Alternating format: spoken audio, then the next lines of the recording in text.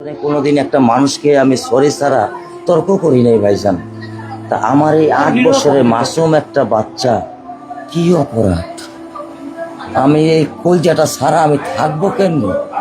আমার এই বাচ্চাটা আমি ঘরে ঢোকার আগে ফ্রিজের মধ্যে আমার জন্য শরবত বানায় রাখে। আমার বড় মেয়ে না, আমার ছোট মেয়ে 8 বছরের মেয়ে।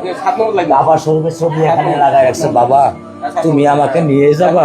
আমি বলছি আল্লাহ, বাবা তুমি আল্লাহর কাছে যাও, আমার তো নেওয়ার দিয়ে যাওয়ার ক্ষমতা নাই। আমার মেয়ে আল্লাহর কাছে চলে গেছে, আমার মেয়ে আল্লাহর কাছে চলে গেছে।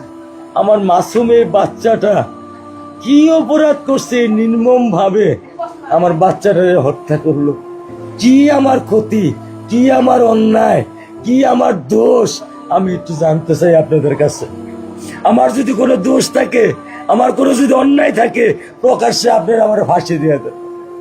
আমি এই বাচ্চাটা ছাড়া আমি থাকবো কেমনি? আমি কেমনি আমার এই কলজা টুকরা ছাড়া আমি থাকবো? আমার পক্ষে সম্ভব না। দিনে ও 50 থেকে 100টা কল দেয় আমারে,